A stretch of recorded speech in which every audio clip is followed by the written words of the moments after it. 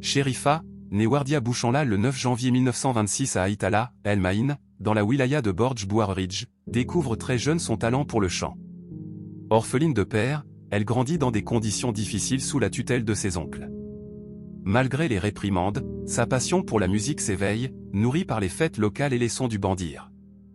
À 18 ans, elle quitte sa région natale pour suivre son rêve, bravant la précarité et les interdits sociaux. Lors de son départ pour Alger, elle compose « Beka Al-Akir et Akbou, Adieu Akbou », une chanson qui marque le début de sa renommée. Dans les années 1940, elle s'impose comme une figure incontournable du chant kabyle, notamment grâce à ses prestations à la radio algérienne.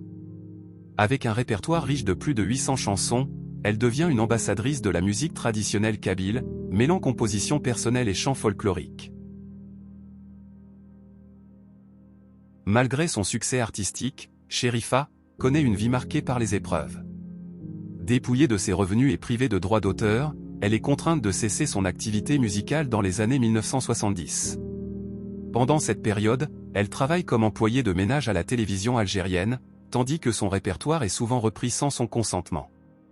Ce n'est qu'à partir des années 1980, qu'elle est redécouverte par une nouvelle génération, retrouvant enfin une place de choix sur la scène musicale. Les chansons de Sherifa, empreintes de souffrance et d'émotions profondes, s'inspirent de ses expériences personnelles et des traditions kabyles. Maîtresse des achouiks, préludes et des chants d'amour, Aya, elle demeure une figure incontournable de la musique kabyle. Elle reçoit des hommages tardifs avec des concerts prestigieux, notamment à l'Olympia, 1993, à l'Opéra Bastille, 1994, et au Zénith de Paris, 2006, où elle se produit devant des milliers de spectateurs. Sherifa, décédée le 13 mars 2014 à Alger, reste une légende de la musique kabyle. Un jardin porte son nom à Paris, témoignant de l'impact culturel qu'elle a laissé.